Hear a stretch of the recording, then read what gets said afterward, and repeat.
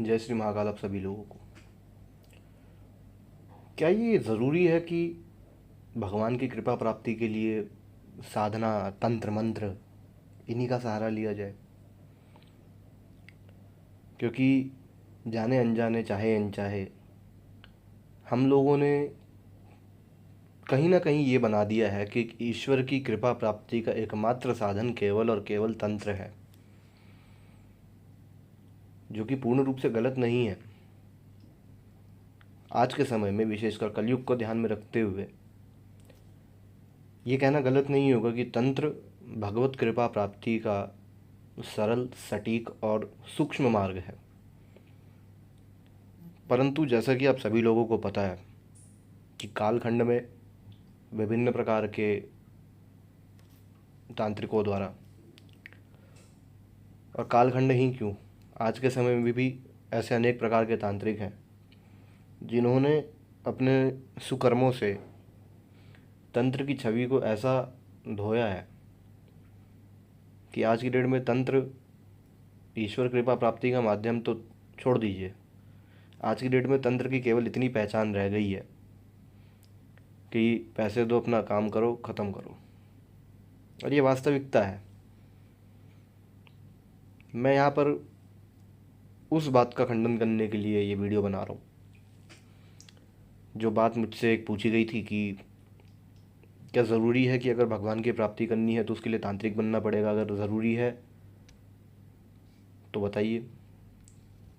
तो मैंने उनको कहा था, मैंने कहा आपकी इस वीडियो का जवाब मैं आपको, आपकी इस बात का जवाब मैं आपको वीडियो के माध्यम से दूंगा, क्योंकि ये केवल आपकी बात नहीं है, ये बहुत लोग ऐसे हैं जिनके मन में ये प्रश्न रहेगा अवश्य कि क्या ये आवश्यक है कि अगर भगवान की कृपा प्राप्त करनी हो तो उसके लिए तांत्रिक बनना पड़ेगा, उसके लिए तंत्र मंत्र करना पड़ेगा, उसके लिए शमशान में ही जाना पड़ेगा? देखिए, तंत्र वेदों की एक इकाई है, तंत्र वेदों का एक भाग है। वेदों की शक्ति असीम है। आप सोच के देखिए कि जिन वेदों का एकमात्र अंग होने के कारण तंत्र को इतनी ख्याति प्राप्त है, क्या उन वेदों में शक्ति नहीं होगी? क्या वैदिक मंत्रों में या वैदिक पूजा पाठ में या फिर स्तोत्र पाठ में क्या वो सक्षमता नहीं होती जो आपको भगवान की कृपा प्राप्त करा सके? ध्यान देने वाली बात यहाँ पर यह है कि मैं यहाँ पर भगवान की कृपा प्राप्ति की बात कर रहा हूँ। मैं यहाँ पर ये बात नहीं कर रहा हूँ कि आप कैसे अपने पिछवाड़े में से फूल निकाल करके खुद को जादूगर साबित करें। ठीक है ना? कहने का अर्थ ये है कि यदि आपका उद्देश्य सुख, समृद्धि, भोग और अंत में मोक्ष है, तो उसके लिए निश्चित रूप से आपको तांत्रिक बनने की आवश्यकता नहीं है। उसके लिए निश्चित रूप से आपको शमशान में जा कर के गू खाने की आवश्यकता नहीं है। बहुत सारी चीज़ें हैं, उन्हीं में से कुछ बातें मैं यहाँ पर आप लोगों को बताऊँगा, जिनके माध्यम से आप सरल माध्यम से, बिना किसी भय के, बिना किसी डर के, बिना किसी मार्गदर्शन के आप ईश्वरीय कृपा प्राप्त कर सकते हैं। और यदि कोई ऐसा व्यक्ति हो जो इन चीज़ों को काट सके तो उसका स्वागत है, वो इन चीज़ों का खंडन कर सकता है, बिल्कुल। मेरे को कहीं से कहीं तक कोई समस्या नहीं है। आप लोग शायद ये सोच रहे होंगे कि मैं आपको बोलूँगा कि आप स्तोत्र पाठ करिए। करने चाहिए, बिल्कुल। उससे उनसे जितनी कृपा प्राप्त होती है उतनी कृपा दूसरे किसी और उससे संभव नहीं है। परंतु स्तोत्र पाठ से भी बढ़कर के एक चीज़ ऐसी है जिस पे आज तक किसी ने ध्यान नहीं दिया, और जो बहुत ही सरल और बहुत ही सटीक विधि है भगवान की कृपा प्राप्त करने के। परंतु यदि आपका उद्देश्य भगवान की कृपा वास्तविकता में प्राप्त करना है तो फिर वही बात कि अगर आप चाहते हैं कि आप चमत्कार दिखाने लग जाओ, आप बहुत पहुँचे हुए सिद्ध महात्मा बन जाओ। मेरा एक शिष्य था बहुत पहले, उसको गुरुजी बनने की बड़ी खुजली थी। तो गुरुजी तो क्या ही बना बेचारा, अपने माँ बाप को छोड़ करके, अपना घर बार छोड़ करके आज की डेट में जाके पहाड़ों पे साधना सिखाता है। तो अगर आपका उद्देश्य वो है तो ये चीज़ आपके लिए नहीं है। परंतु यदि आप वास्तविकता में वो चीज़ प्राप्त करना चाहते हैं जिस चीज़ के मैं बात कर रहा हूँ, मोक्ष, समृद्धि, ऐश्वर्य, धन संपदा, तो इस विधि से वो संभव है। और ये ऐसा नहीं कि मैं हवा में बोल रहा हूँ, ये प्रमाणिक विधि है, ये आजमाई हुई विधि है। इसमें से इस प्रकार की एक विधि की साधना भी मैंने पहले दी हुई है और लोगों ने उसे किया हुआ है, लोगों को बहुत सुंदर उसके परिणाम मिले हैं। परंतु ये चीज़ आपसे केवल एक चीज़ मांगेगी, ये विधि आपसे केवल एक चीज़ मांगेगी। ना कोई सामग्री की आवश्यकता है, ना किसी नियम की आवश्यकता है, ना कोई माला पकड़ के जाप करने की आवश्यकता है, केवल एक चीज़, और वो है विश्वास। मैं यहाँ पे ये नहीं बोलूँगा कि आप किसी इस देवता के मंत्र का जाप करिए या आप इन देवता का जाप करिए, क्योंकि हर व्यक्ति का अपना इष्ट देवता होता है। हर व्यक्ति अपने स्वरूप के अनुसार या फिर अपने तत्व के अनुसार वो इष्ट देवता के प्रति आकृष्ट होता है और उसको उसी की साधना आराधना में उसका मन लगता है ना। तो यहाँ पर मैं आपको किसी एक विशेष देवता के बारे में नहीं बोलूँगा कि आप भगवान शिव का ही जाप करिए, आप हनुमान जी का ही जाप करिए, आप दुर्गा माँ का ही जाप करिए, आप भैरव बाबा का जाप करिए। आपको जो अच्छा लगे उसका आप जाप करिए। कोई विधि नहीं, कोई प्रकार नहीं, कोई प्रक्रिया नहीं, कुछ नहीं, कोई सामग्री नहीं, कोई भोग नहीं, कुछ भी नहीं। परंतु समस्या वही है कि अगर आप लोगों को कोई सरल चीज़ बताई जाए ना, तो आप लोगों को सही नहीं लगती वो। आप लोगों को लगता है कि जब तक कुछ ऐसा ना करवा दिया जाए कि फटके हाथ में आ जाए, तब तक हमने कुछ करा ही नहीं है। एक विडंबना है कि व्यक्ति अनुभव के पीछे केवल अनुभव करने के लिए वो अपना पैसा खर्च करता है, वो अपना समय खर्च करता है, परंतु जिस चीज़ से वास्तविकता में ईश्वरीय कृपा हमें मिल सकती है वो व्यक्ति उस पर ध्यान नहीं देता। मैं बात कर रहा हूँ यहाँ पर, जिस विधि की मैं बात कर रहा हूँ वो विधि है प्रार्थना, वो विधि है समर्पण। वो कैसे? वो ऐसे, आप लोगों ने निश्चित रूप से ये सुना होगा कि रुद्राभिषेक करवाने का बहुत विशेष फल होता है। भगवान शिव बहुत प्रसन्न होते हैं रुद्राभिषेक करवाने से। और रुद्राभिषेक आप लोग सभी जानते हैं, रुद्राष्टाध्याय के पाठों से उसको किया जाता है। एक बहुत लंबी प्रक्रिया वो है, समय उसके अंदर बहुत खर्च होता है। परंतु क्या आप लोगों ने ये वचन सुने हैं शिवाष्टक के कि चाउर चारी जो फूल धतूर के बेल के पात और पानी चढ़ावे, गाल बजाए के बोले जो हर हर महादेव धुनि जोर लगावे, तिनहि महाफल दे सदाशिव सहज ही भक्ति मुक्ति सो पावे, बड़भागी नर नारी सोई जो सांब सदाशिव को नित ध्यावे। ये शिवाष्टक का एक अंतरा है।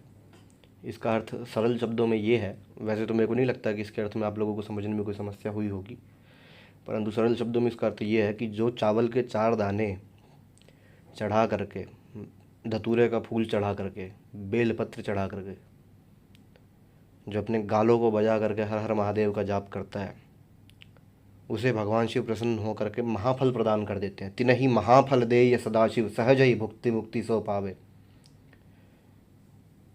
उसे महाफल प्रदान करके भगवान शिव उसे सहज में ही भुक्ति यानी कि भोग और मुक्ति यानी कि मोक्ष प्रदान करते हैं। परंतु समस्या क्या है कि इसके ऊपर किसी को विश्वास नहीं है। जिसको देखो तो उसको भगवान शिव को प्रकट करना है, ये बीज मंत्र कर लो, वो साधना कर लो, शमशान में घुस जाओ, मर लो वहीं जाके शमशान में, वो कर लो, कोई दिक्कत नहीं है। उसी प्रक्रिया में आधे लोग पागल हो जाते हैं, आधे लोगों के घर बार छूट जाते हैं, आधे लोग अपने माँ बाप के दुश्मन बन जाते हैं कि भैंस के वक्त तुम्हें को साधना नहीं करने दे रहा, तेरे को मैं गोली मार दूंगा, ये और वो, ये हो जाता है। ठीक है। इसी प्रकार से एक एक उदाहरण और लेंगे। जय जय जय हनुमान गोसाई, कृपा करहूँ गुरुदेव की नाई, जो शत बार पाठ करे कोई, छूट ही बंदी महासुख होई। हे भगवान हनुमान, आप हम पर गुरु के समान कृपा करें और जो इस हनुमान चालीसा का 100 बार पाठ करे उसके सारे बंधनों से वो छूट करके महासुख उसे प्राप्त हो। ये वचन हनुमान चालीसा के हैं। इस विधि, ये विधि किसने लिखी है? ये हनुमान चालीसा किसने लिखी है? ये तुलसीदास जी ने लिखी है। और तुलसीदास जी के बारे में मेरे को कुछ बोलने की ज़रूरत नहीं है कि वो कौन थे, उनकी सिद्धि क्या थी, उनकी साधना क्या थी। कोई सिद्धि नहीं, कोई साधना नहीं, भक्ति, केवल भक्ति। तो वो हनुमान चालीसा में लिखते हैं कि जय जय जय हनुमान गोसाई, कृपा करहूँ गुरुदेव की नाई। यानी कि आप हम पर हमारे गुरु के समान कृपा करें। और ये बात जग विदित है, ये बात सभी जानते हैं, सारा संत समाज और सारी दुनिया ये बात जानती है कि हनुमान जी ने एक गुरु के रूप में तुलसीदास जी का मार्गदर्शन किया था, आजीवन उनका मार्गदर्शन किया। जब वो उनसे नहीं भी प्रकट रूप में मिले थे तब भी वो उनका मार्गदर्शन करते थे किसी न किसी रूप में। कभी उनकी कथा सुनने जाते थे, कभी कुछ करने जाते थे, हमेशा उनकी सहायता उन्होंने की है। तो क्या ये विधि इतनी ज़्यादा कठिन है कि आप लोग नहीं कर पाओगे इसको? क्या आप लोगों से नहीं हो पाएगा ये कि आप भगवान हनुमान से प्रार्थना कर लो, उनसे ये विनती कर लो कि प्रभु आप हमारे गुरु रूप में हमारा मार्गदर्शन करो। काहे विलंब करो मेरे भैरव, संकट में घिरो हूँ सहाय। नहीं जप जोगन ध्यान करो, तुम्हारे पद पंकज में शिर नाए।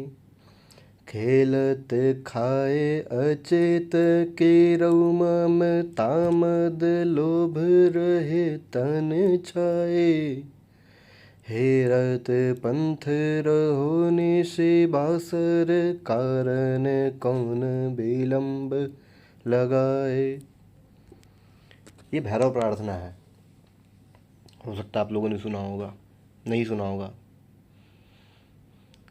ये ऐसी विधियां हैं जिनके ऊपर यदि विश्वास करके किया जाए, ये ऐसे जाप हैं, ये ऐसी प्रार्थनाएं हैं कि इनको अगर मन में विश्वास रख करके देवता के ऊपर अपने आप को देवता को समर्पित करके यदि इनका जाप किया जाए तो कैसे चमत्कार नहीं होंगे,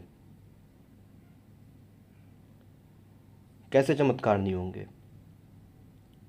आप नहीं समझ पाओगे, मैं जो बात कहना चाह रहा हूँ मुझे नहीं लग रहा है कि आप लोग समझ पाओगे, क्योंकि